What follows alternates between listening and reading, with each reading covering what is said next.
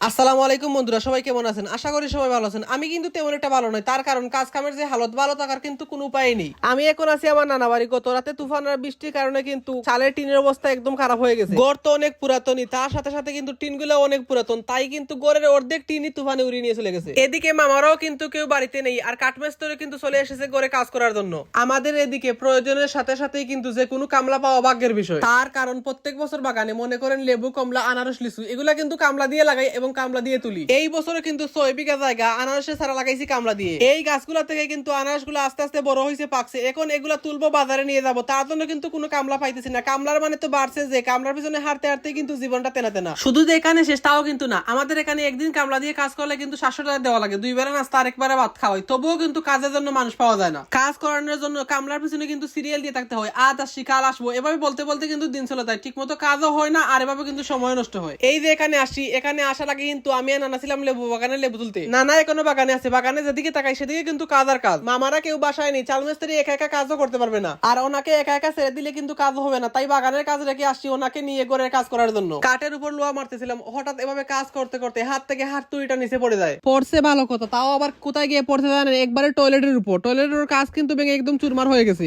আজকে কিন্তু আমার খবর আছে, কি দিয়ে যে কি বুঝাই মাথায় কিছু ধরতেছে না। কাজ করতে এসে মনে হচ্ছে কাজের চাইতে আকামি বেশি করে বলছি। আমার এখানে চাইতে কিন্তু আমার বাগানের কাজই ভালো। অনেকক্ষণ ধরে কাজ করতেছি, এটা যে ভাঙছি তা কিন্তু এখনো কারো চোখে পড়েনি। এদিকে বিকেল হয়ে গেছে, আর আমাদের কাজও কিন্তু আস্তে আস্তে শেষ হয়ে যাচ্ছে। এখন কিন্তু চুপচাপ বাড়ি যাওয়ার পালা। আর টয়লেট কে ভাঙছে, কিভাবে ভাঙছে আমি কিন্তু কিছু জানি না। তো বন্ধুরা, আজকের ভিডিও কিন্তু এ পর্যন্তই। আবার দেখাবে পরের ভিডিওতে। সবাই ভালো থাকবেন, সুস্থ থাকবেন। আল্লাহ হাফেজ।